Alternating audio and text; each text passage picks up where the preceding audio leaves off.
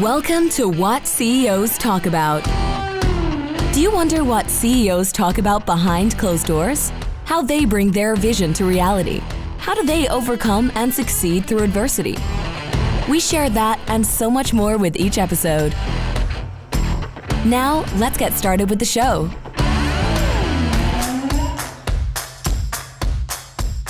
Hello, this is Martin Hunter, your host of the What CEOs Talk About show, where we talk about translating strategy into frontline operations. Past guests include guys like Jeff Livingston. He's the CEO of Norver Visuals, where they really make great films. They do great commercials as well. So shout out to Jeff Livingston. He's the one that did my intro. Sponsorship message. This episode is brought to you by Urgio. Urgio is Latin for to urge, a strong desire to drive change, stimulate thought, incite feelings, encourage action. Dom, have you ever had a visionary CEO at the helm of one of the companies that you've helped with? Yes. Is the key to success, like these guys have ideas up the woo-ha, right?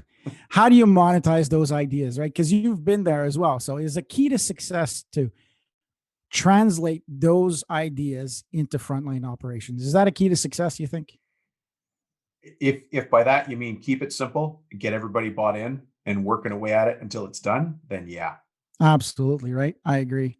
So if you're that visionary CEO, or you're on the board, or you're a VC and you have at the helm of one of the companies that you've invested in one of these great persons, and you want that integrator that's going to help you get everything done, that's Urgio. Urgio provides fractional COO and operational leadership advisory services to organizations to move them through growing pains, ensuring that the companies are on the right strategic and operational track so that they can flourish and profit.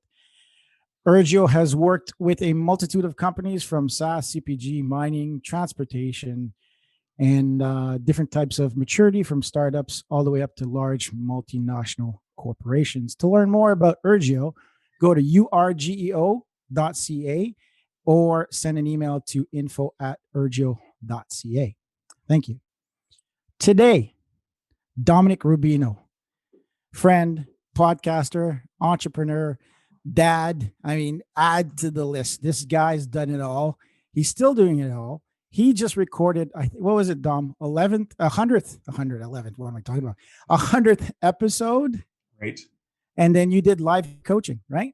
I did live coaching on the 100th episode, and that 100th episode is on one of my shows. I have two shows. The other one's somewhere in the 70s. Damn. All right. And then entrepreneur from, I don't know, I don't want to call you old, but you started, you're like a teenager. He didn't want to work for anybody. I started failing early is what I did. Dom and I are very good friends. We enjoy the outdoors with our boys.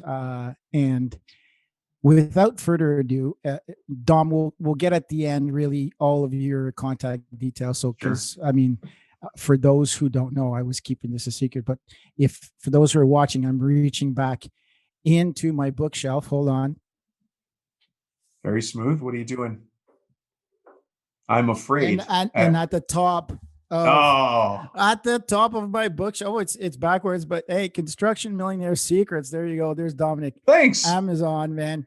I appreciate it. That's very nice. And the intro is written by a really cool guy. Yeah. Dom, what do you want to talk about today? What's important to you? Well, I've given that a lot of thought. And the fact that this podcast is called What CEOs Talk About, I thought that today we might talk about some of the struggles or the observations I've had about reinvention, because I found myself reinventing myself a number of times as I've built and sold different companies, and trying to stay relevant, trying to look forward to the future with something that's going to be worthwhile, fulfilling, and also, of course, profitable. So how does that sound? Sounds good to me. Profit. It's right on the hat. Turn your head sideways a little bit for those who can't see. Oh, this is my profit tool belt hat. That's right. The other side, because this logo's on the other side. There we go. Oh, okay. I can't. P for profit. I'll just wear it like that. Yeah, awesome. Not very so off to you, Dom. Start us off. What's the story? How does it go? How does it start? Back in 1871. No, go ahead. Let me lay out some context for you, first of all. So I'm not I'm not a book learning CEO. I'm a school of hard knocks CEO. I mean, I did get a chance to go to university, but I have a degree in archaeology. I'm a forensic anthropologist. So, Amazing. I mean, people are going to be hanging up this podcast right now. But at the same time, I understood that my real skill was in developing relationships. And so sales was a very natural progression for me out of school. So I went into sales, and I sold a number of things. I sold telecommunications. I sold money, and I sold hope. Hmm. Hope. And through hope is where I actually learned how to become a better business person, because I realized I was playing around at business. I was not actually being successful at it. So when you say anthropology, archaeology, what pushed you to go, right, I'm really good at relationships? Like, when was the tipping point? When did you realize that you're like, oh, I chose the wrong path and here's the right path? So I didn't go into university thinking I was going to get a degree that was going to get me a job.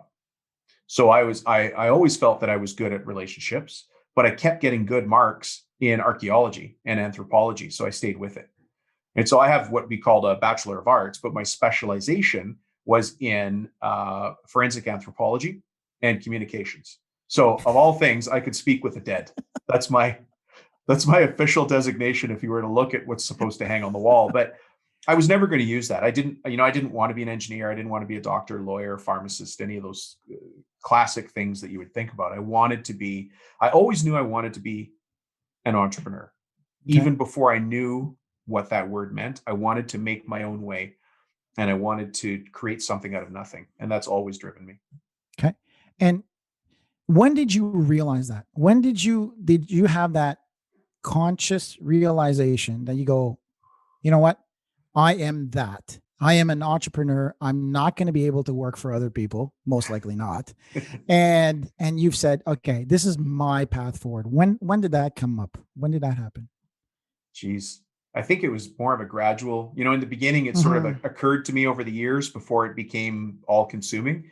So the first time, maybe surprisingly, I remember when I was really young, we were at a family party, and as you know, Martin, I've got a massive family, love all of them. Rubinos. The Rubinos, there's lots of us, the Rubinos, the Catropas, we're all over. But somebody mentioned one of my uncles was a business owner.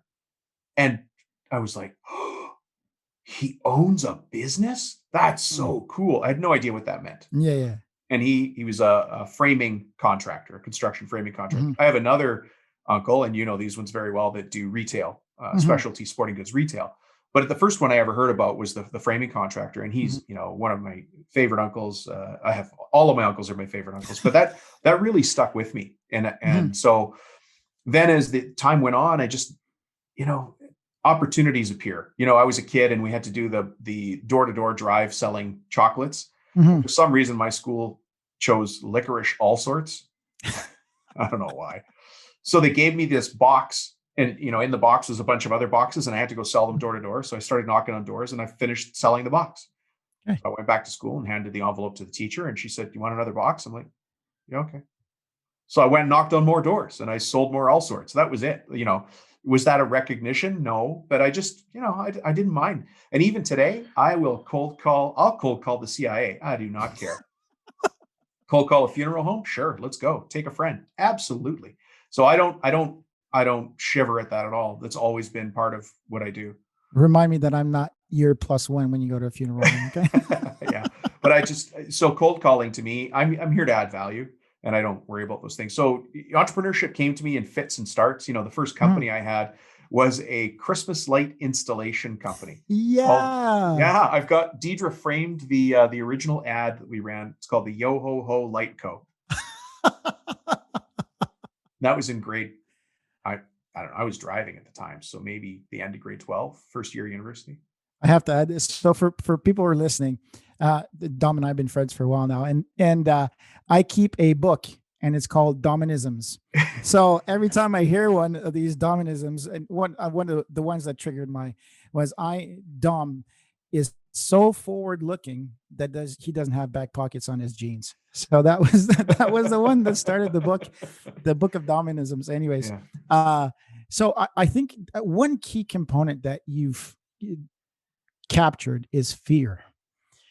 Right? You said, well, I wasn't afraid to make the cold calls. I wasn't afraid to take the risk. I saw a vision. I had a vision and I wanted to go there. You weren't clear on what the vision was, but you're like, okay, this is what I want to do. And I'm not afraid to take do what I need to do. Sorry, I shouldn't say take.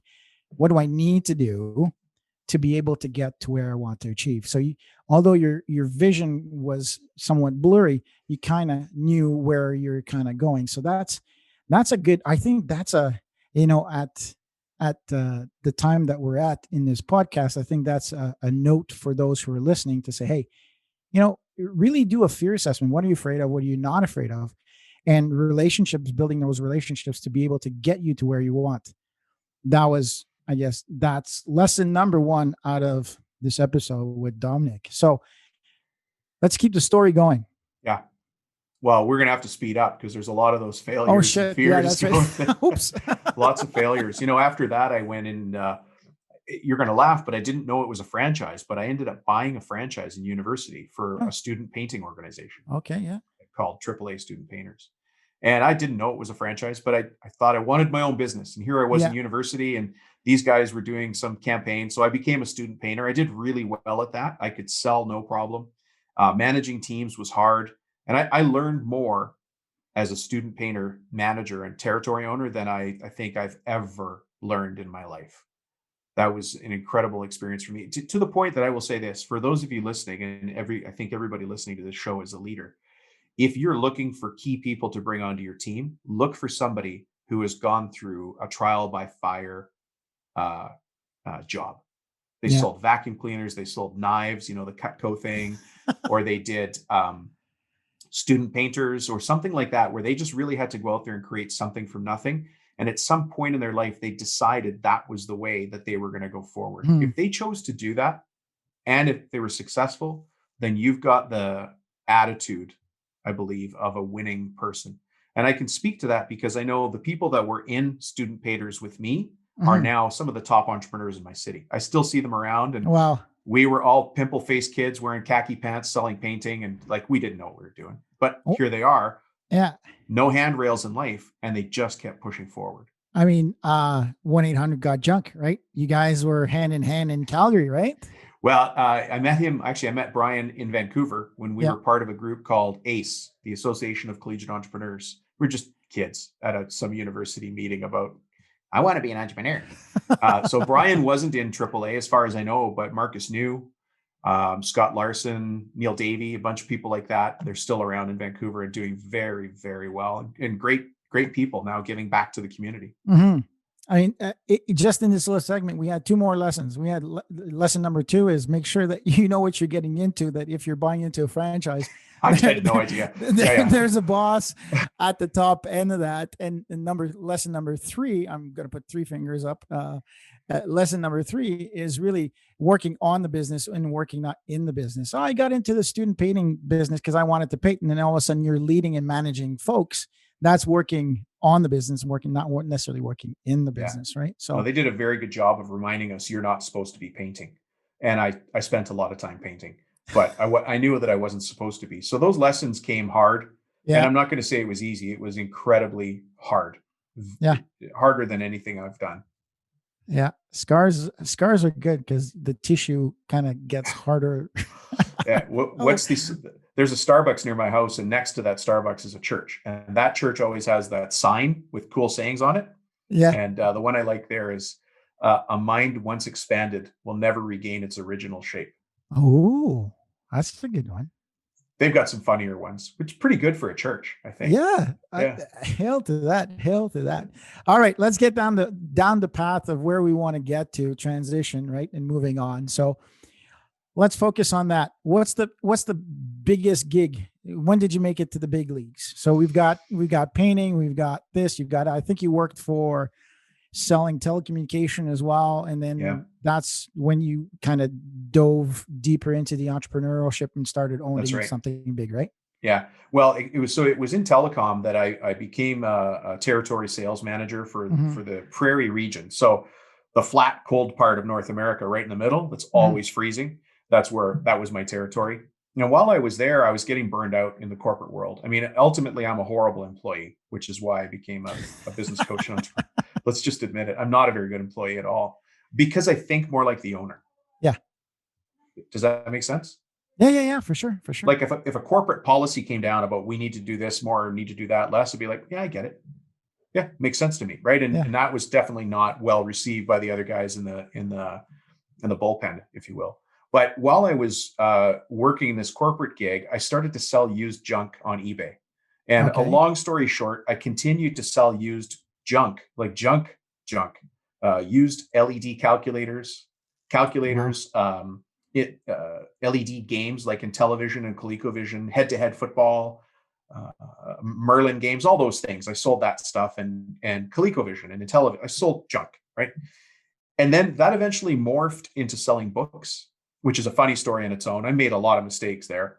I knew how many books I needed to have in inventory Okay. in order to make money, but I Okay. kind of ran out of energy sitting there alone in a coffee shop, and I didn't do the volume calculation of how much space those books would take.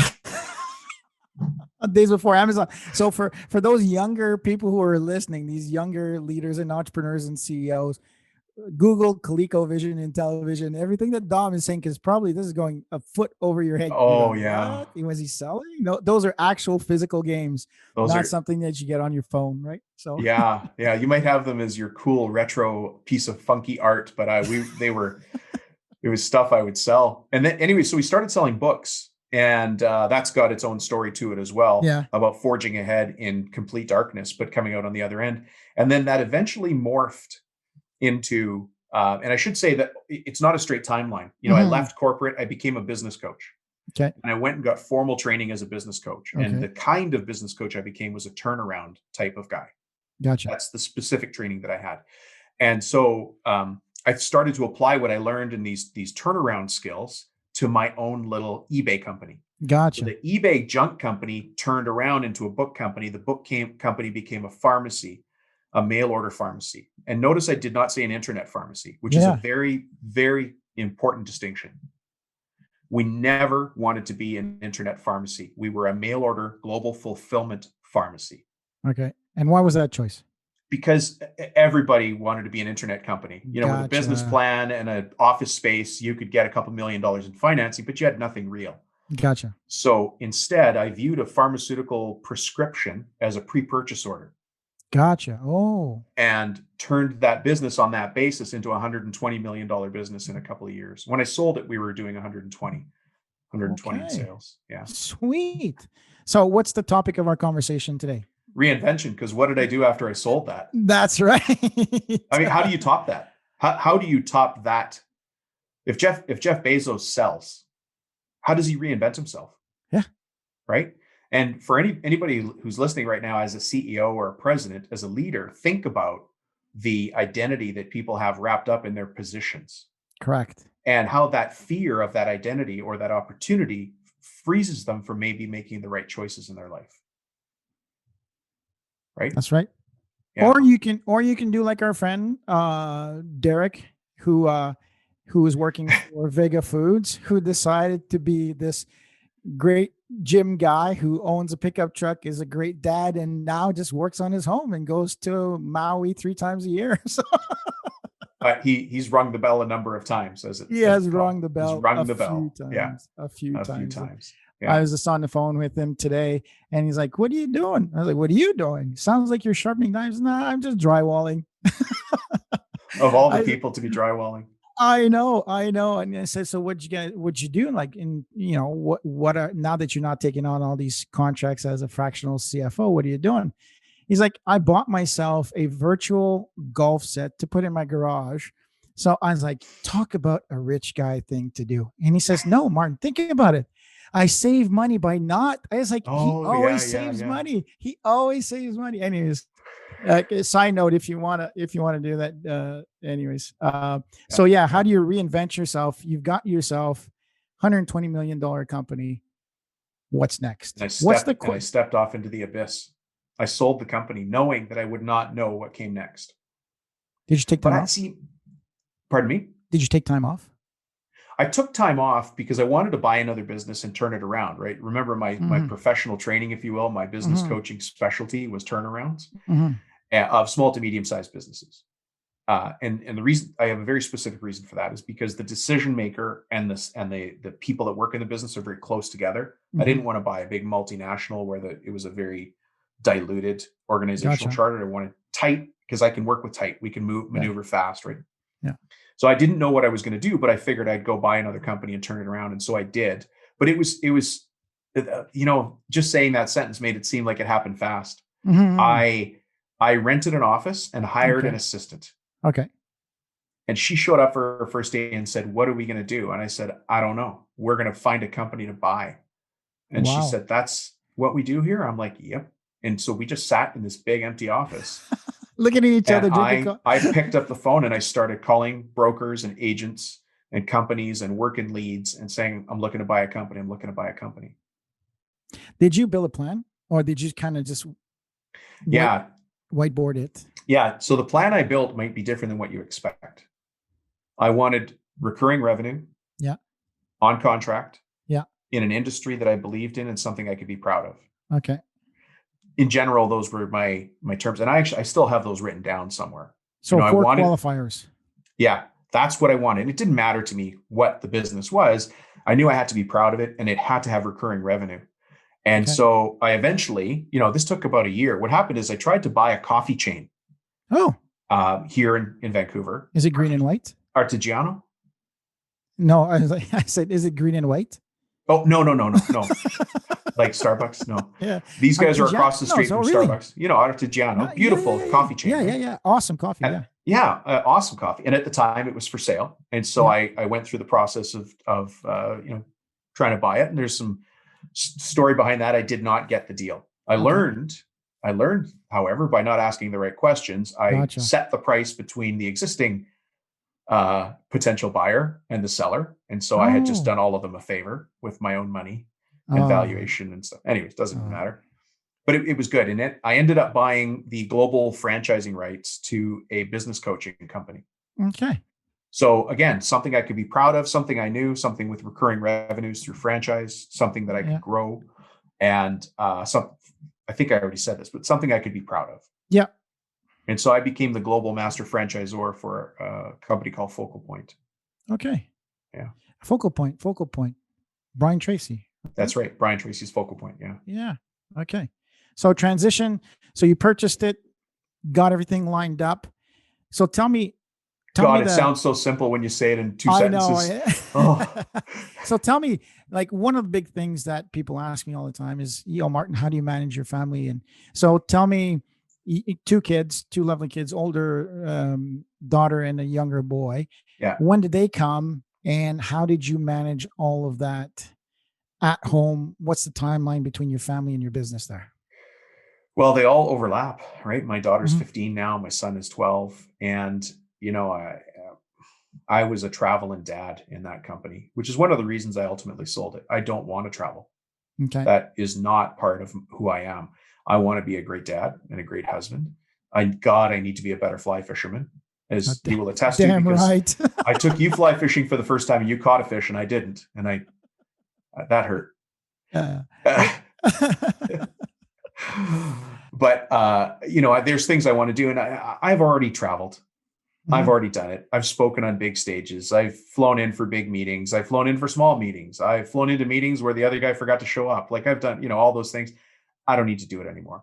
Oh, I forgot in your intro. Yes. TED Talk.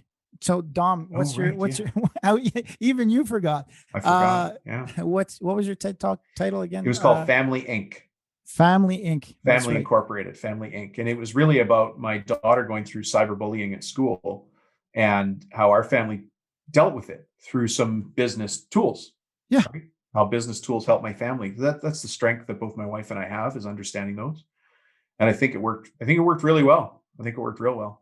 Good. So transitioning, right? When you're thinking about transitioning, you're at the end or seeing the end, you've got a good idea of what your exit strategy is like. don't forget to do a full 360, right? How is this going to impact from inside out? Me, my wife, my kids, my partner. If I have a partner, right? There could be a partner or partners. What's the board going to think about? What's my neighbor going to think about? How am I going to do it? What am I going to do for the next? Am I going to golf in my in my garage? Am I going to? So make sure that, kind of lesson 4 and 5 here mixed together. One, take in consideration your family, and really take the time to think your next step through, right? The one thing that I push, Dom, is really changing that mindset of being reactive to proactive. How do you create direction how do you set direction and create a plan against it instead of just winging it all the time? Now that works, but when you listen to Dom, it seems that he's winged everything, but Dom's got a lot of paper napkins. He really has. He's got a lot of books, a lot of notebooks. And I always give him a hard time. He's got a whole bunch of books written, but not published. Yeah, that's true. So, I do have a ton of books written, not published. For those who are listening and watching, it's not as, Dom makes it sound really simple, but there was a lot of planning, lots of execution, a lot of adjusting to do. Lots of adjusting. Yeah. Hey, can I tell you about an adjustment I had to make? Absolutely. And it was really about being honest with myself and believing in the numbers. Right. So, I mean, it's one thing to talk talk tough. This is what we're going to do. This is what we're going to do. But to actually do it, it's hard. Mm-hmm. And so when I came out of, I sold the pharmacy.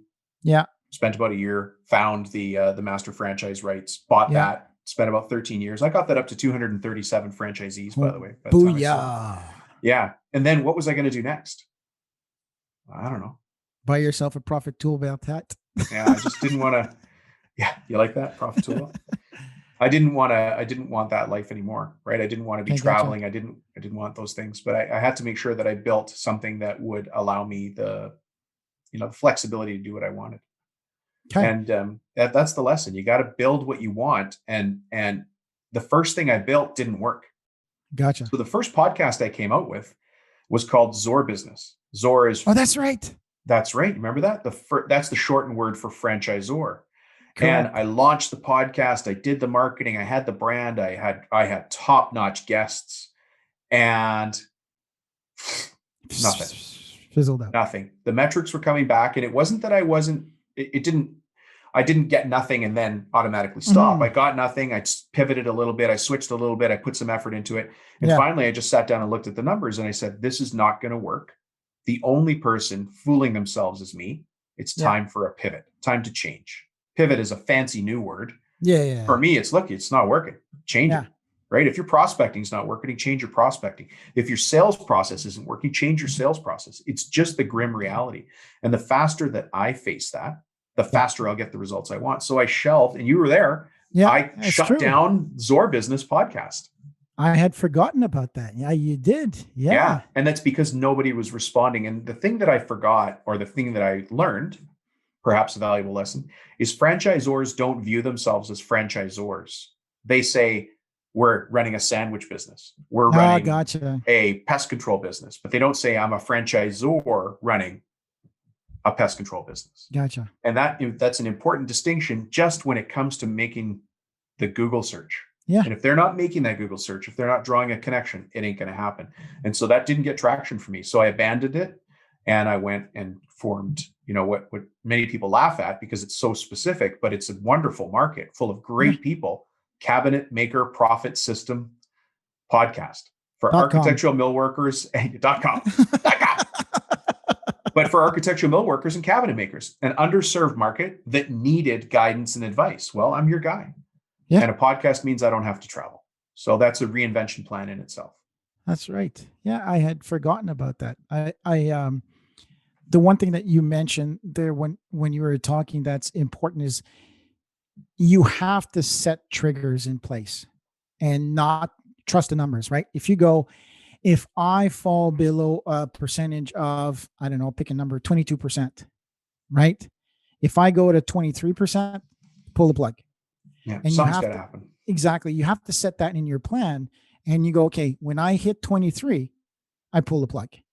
Too many people go, oh, well, I'll give it an extra week. I'll give it an extra month. I'll give it an extra year. And then all of a sudden they're down that cash is gone. That time is gone. Done with it. So you have to be able to say, I give it everything I had. Done. 3 words that I really don't like, but can't and try. I'll try it a little bit more. I'll try it a little bit more. No, trust the numbers. You did the planning. You did the forecasting. Now, if you had to do adjustments, great, but don't adjust because you've hit. You don't change the rules because you're losing. You don't change the rules because you're winning. The rules are there. Okay, you lost. Play a different game. Yeah. Right? You don't like tennis, play badminton. So let's talk about the transition, because I mean, this is new and solid. It's right up the alley with everything that's happening in the world right now, decentralized workforce, meeting people through Zoom. Right. So you did this before COVID. So let's be, for the listeners and the people who are watching, Dominic didn't do this because he's like, oh, everybody's moving. This was the plan. This was the plan. He wanted to find a niche market, just kind of like the same way that he did for the not the internet pharmacy, it was a mail order pharmacy, but mail there. Thank you very much. And then moved on to the franchise, right? With Focal Point. He didn't care what it was as long as he was proud of it. So again, he wanted to do a podcast in a market that needed somebody who was going to be receptive, open to it. Exactly. Yeah. And the reference, right? So when you talk to these cabinets, so how many industry associations know you? Because I know that you went down south just before COVID. And when COVID hit, I mean, you were invited. Yeah, I was in Boston when COVID hit. I'd just been speaking in Chicago, flew to Boston, and we got the return order, come back home. So yeah.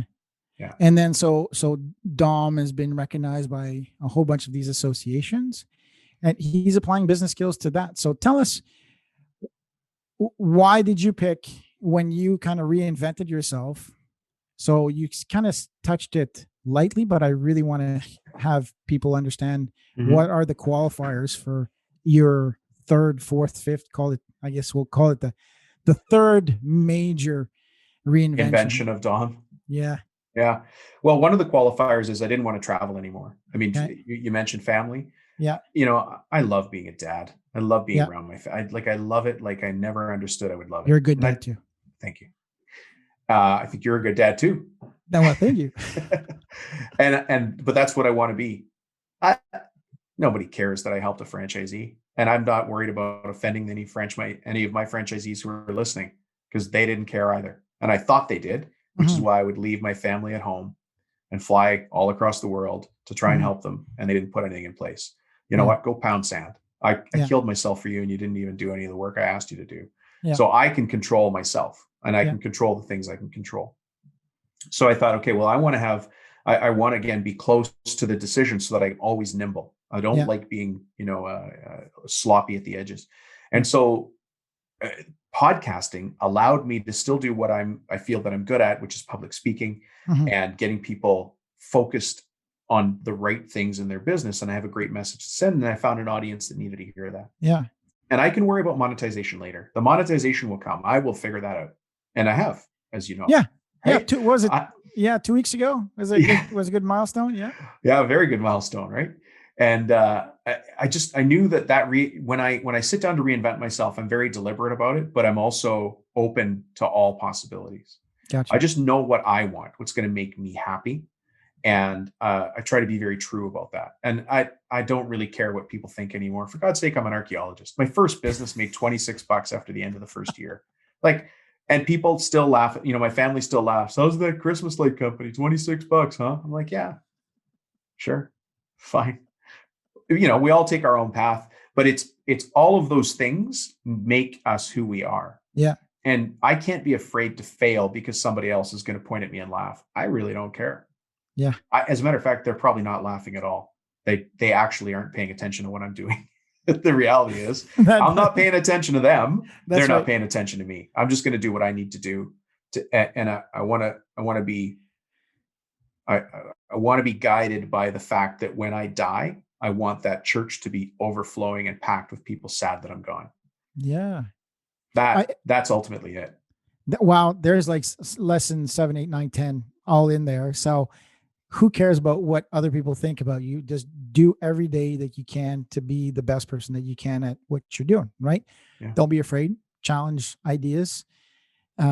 Just because everybody's looking one direction doesn't mean that you have to look in that direction. I think that's one of the key component. So now so do you still do coaching with Profit Tool Belt I a little do. bit okay, good. Yeah, I still do it. Yeah. Okay. So you talked to a whole bunch of CEOs, well, in the specific industry, but you hit construction and cabinet making, right? So people think that I only deal with construction and cabinetry, but I'm a business coach and an entrepreneur. So I'm on the board of Oh, that's right. a cloud security and an application security company. I have other clients in finance. Oh, yeah, that's right. So Yeah. I'm a businessman. I'm a business coach, and I understand business. If you listen to my podcast, you think I'm the cabinet making guy. If you listen to the other show, you think I'm the general contractor guy. That's true. But I'm actually a business guy. Okay. So when you coach your CEOs, you have access to a lot of CEOs. Mm-hmm. Do you engage frequently in transition? Does the topic come? So I'm assuming people come to you as a business coach, kind of same thing, how they go to come and see me and they say, hey, I need to improve something. Right. So they've realized something, right? They've come to realize that, oh my goodness, I need help. I can't do this by myself. I need a little bit more skills. I've got the right attitude. I don't necessarily have all the knowledge. Right. So how does the topic that we're covering today, does that happen frequently? Do you get guys that are looking at, wow, I've got 2 sons and they're next on the list. Like, what's next for me? Does that happen frequently?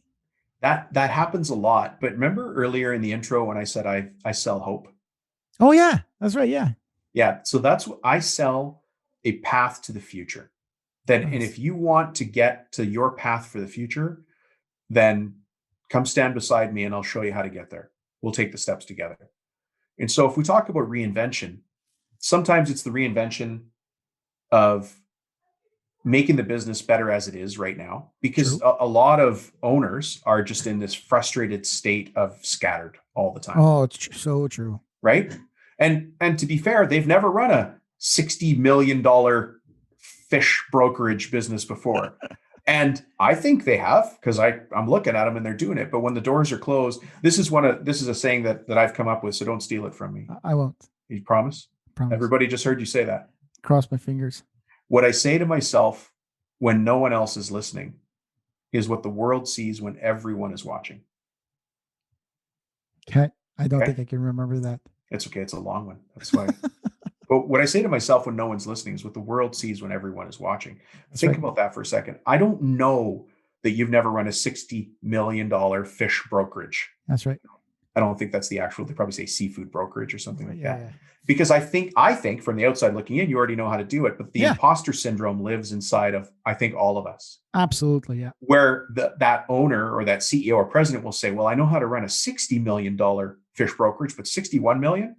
It's not me. Yeah. Never done it. For God's sake, just go do it. Just do it. There's no handbook for that. That's right. Right. So just do what you know works. Look for new ways to put it in place. And then the other opening question is, did I ever work with a visionary CEO? I did. And he is the most humble guy. He wears jeans that probably could be washed a little more often. He drives a truck I call Franken truck. Oh, I know what you're talking about. He's totally mellow. Yeah. And he runs a great organization. And there's never any kerfuffle. And they're just moving forward. And they are a massive monster that nobody sees. They're a humongous deal in their industry, and nobody even knows they exist because they just go out there and they do what needs to be done when I say a pedestrian fashion, I mean just one foot in front of the other. There's no flash. Yeah. It's just, here's the plan, boys. Let's work the plan. Okay, we work the plan. Work the plan. That's it. You don't need to be, you don't need to wear crazy socks and funny ties. Yeah. No, just be yourself. Just be yourself. But if you say you're going to do something, get it done. Do it. Yeah. Do it. Yeah, I agree. You're your worst enemy in regards to self-identification and really putting yourself down. Oh, I'm not good enough. I'm not good enough. I'm not good enough. Well, yeah, you are. I can't. I can't. You I are. can't. But You people can. forget. Nobody cares. I Nobody can. cares. Yeah. Nobody actually, we think everybody's watching. Nobody's watching. No. I'm watching. I'm watching me, but you're not watching me. I'll tell you what happened today, but you're not watching me. Yeah. You know? And I Yeah. may fail at this business, but it doesn't mean I'm done. I've got 1,000 other ideas in my mind and I cannot be stopped. So I'll just choose which path I take. Yeah. It's so for the listeners, it's fun when our wives get together and the wives of entrepreneurs. So what silly ideas did you have to listen to this week? I feel so bad for my wife. Oh, when our wives walk, it's so funny. They come back and they said, "Did you know? Did you know what he's doing now?" What's next, Dom? Where do you want to get to with these two businesses, or are they all one business, or are they two different businesses? Yeah, they're two brands underneath one umbrella business. Okay, gotcha. This is going to sound a little, I just want to help more people. Gotcha. I just want to make sure that I'm there adding value where I can. And I can't step outside my lanes. I'm not a finance guy, so I'm not going to add value in finance unless I bring in a specialist. Okay.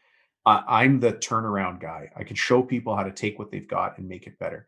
Okay. And so if I can continue to add value in that, under that umbrella, then I'll do that and I'll be happy. And what I want to do is I want to hang out more with my family, my buddies like you. Mm-hmm. I want to hang out with the right kind of people who are moving forward in their life. And I want to have fun. Okay. So now the strategy is just steady as she goes. That's steady the strategy. As she goes. No exit. Just no plan be on more, selling. Yeah. I think I found a place where I'm now doing what I need to be doing. And so I'm just going to keep doing that. But if something happens, if podcasting is suddenly illegal, if business coaching becomes outlawed, whatever.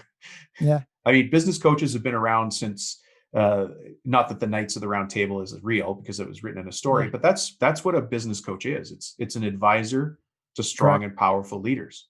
The wisest leaders have always sought wise counsel. I agree.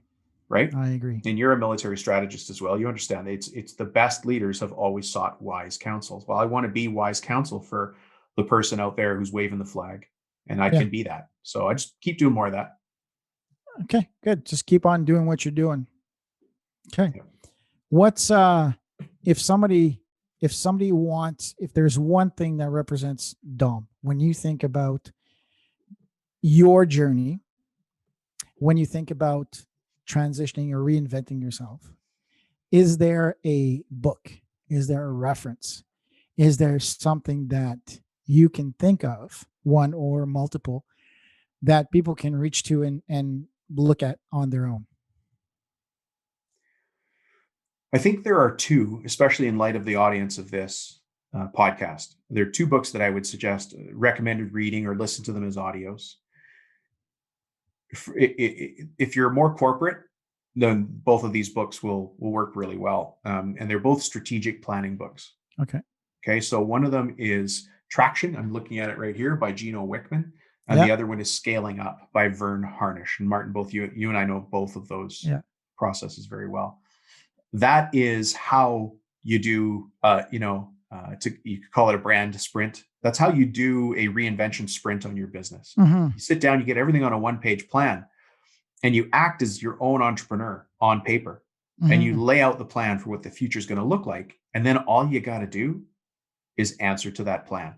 So you have to make it come alive. And there's strategies that people like you and I know to keep that process alive and relevant and moving. So there's momentum. That's the first one. If you're, that's the first two books. Yeah. If you're, more of an independent person, you're not a corporate guy, then I would suggest, I want you to read this one. This one for sure. This one for sure. I wasn't even going to suggest my own book. Yeah. I wasn't even going to suggest my own book. Secrets. Yeah. That's a good one. There you go. Construction Millionaire Secrets for sure. Obviously you can get it at constructionmillionairesecrets.com, but that's not what I was going to suggest. There are other books out there outside of the scope of the industry you're in that I think you should go read. One of them I would say is go read some Og Mandino books. They're old. You're going to find them at used bookstores. Yeah. They're allegories. They're not stories. They're allegories. They're stories that have messages inside them. Mhm. And so if you read Og Mandino, you're going to read The Greatest Salesman in the World, Yeah. right? The Return of the Rag Picker. You're going to read some really, really good old messages that people overlook. And if you want a more modern take on that, read Patrick Lencioni, The Five Dysfunctions of the CEO, Getting Naked, which is Oh, yeah, really a yeah, book. It's a book, not a lifestyle choice. yeah. But Patrick Lencioni is brilliant and underrated. And those kinds of books really will make, well, they're not game changers, but they're part of the path. They're part of the stepping stones that I think leaders need to take to have the perspective for where they want to go, because it's about perspective. Yeah. I mean, today was really the bookmarks of an entrepreneur and a CEO's life, right? How do you finish one journey and start the other one, right?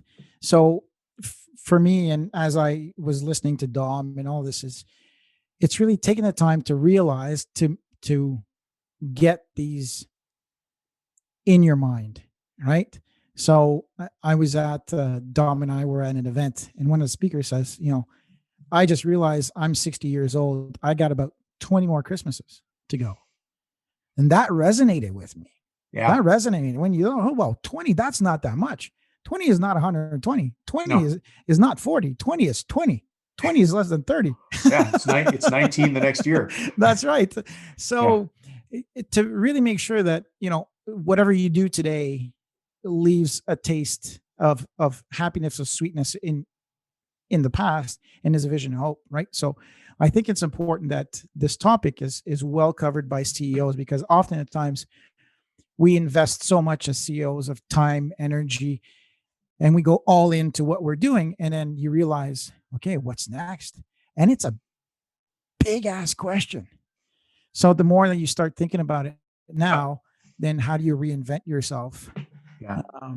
It's a But that's good one. our power, Martin. Our power is the power of the question. It's not the power of the answer, right? So if I have something to say to the CEOs that are listening to this, just next week, concentrate more on asking than telling. Just for a week. Ask more questions than you answer. Just see how that goes. Hail to that, brother. Hail to that. With that, with those words of wisdom, Dom, where can people listen to your work, see your work, ask you questions? How do we get another book? Well, Amazon Yeah. Well, is they're one free. place. They're free through the website right now. What? Yeah, they're free. So because I had to buy 200 copies. I get, sometimes I don't read the fine print of these deals that I get into.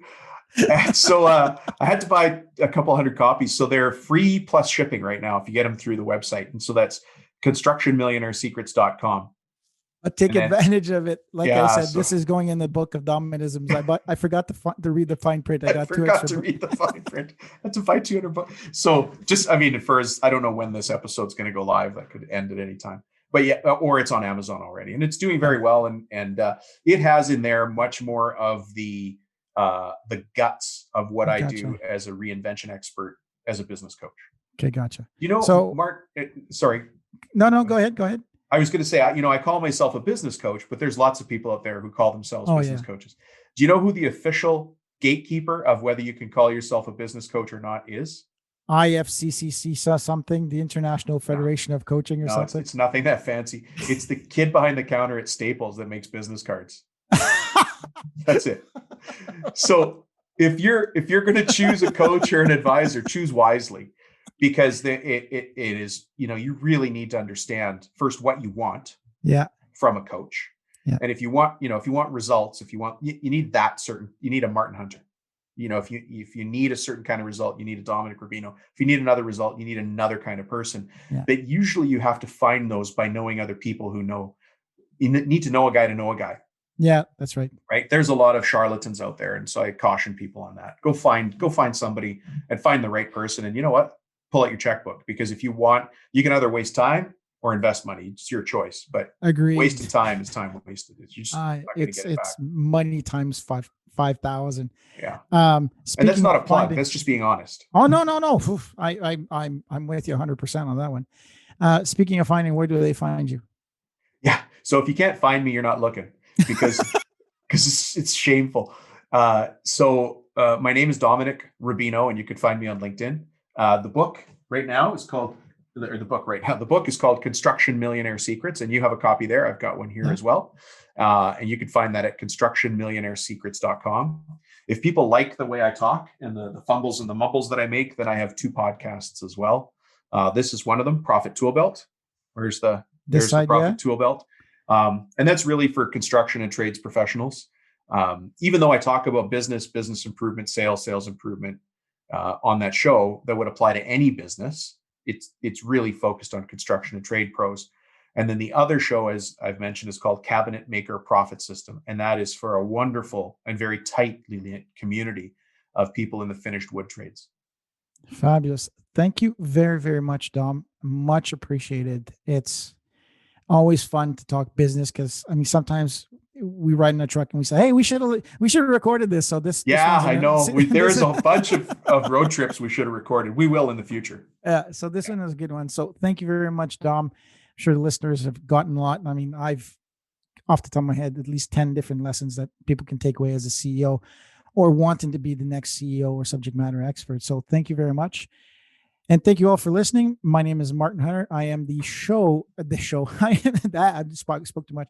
I'm the host of the What CEOs Talk About show. So thank you very much and have a nice day.